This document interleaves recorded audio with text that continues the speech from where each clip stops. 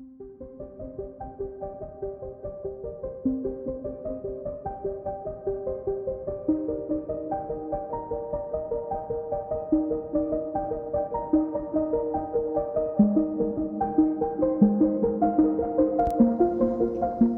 brothers and sisters in Christ, in his Sunday Angelus this past weekend, Pope Francis was singing the praises of a landmark papal document that came out in the 70s at the hand of Pope Paul VI. It was titled Evangelii Nuntiandi, and it was a hallmark document on evangelization following a synod of bishops.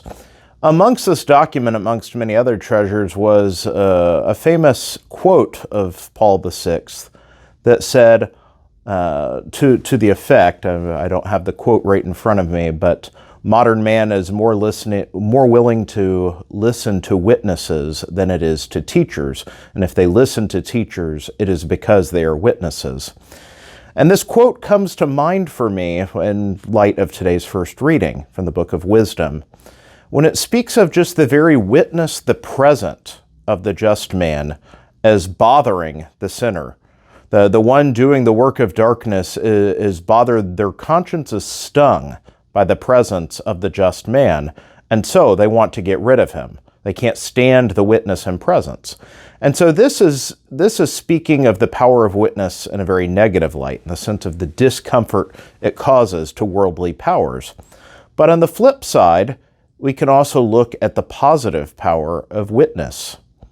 So often people come to me questioning whether not so much always just in the public square, but even within their own families.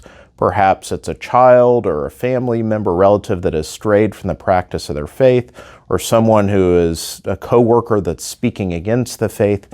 And they say, I feel like I didn't stand up for my faith. I wish I knew more. Can you tell me, give me references to help them, refute what they're saying?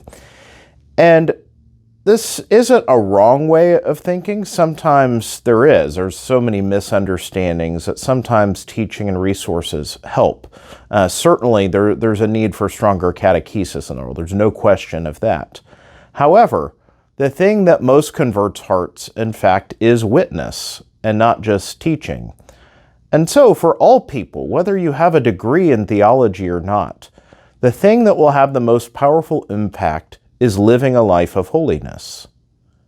The very witness of a life transformed by the gospel, the joy and peace that come with it, stand out as a bright light in a world shrouded in the darkness of sin.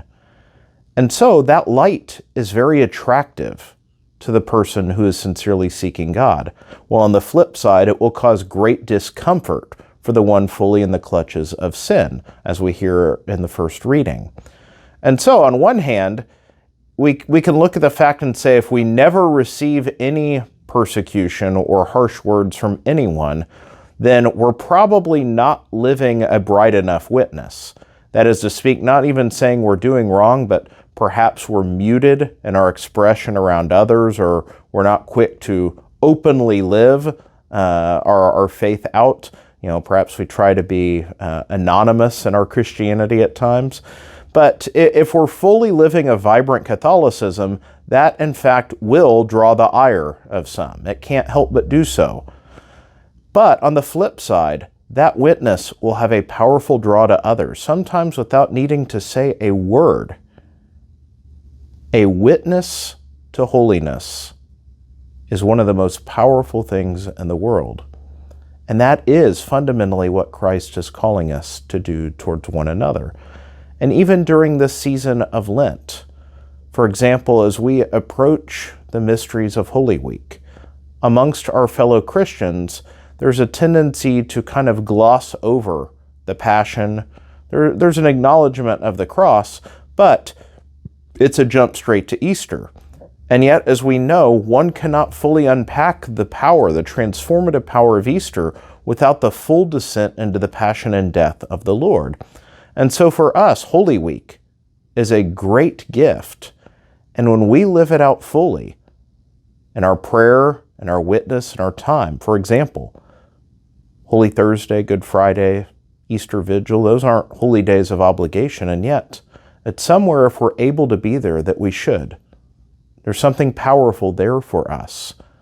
And so, by our choices, the way we spend our time, the way we fast when needed, that can bear powerful witness to others and draw them to the Lord. May God bless you all.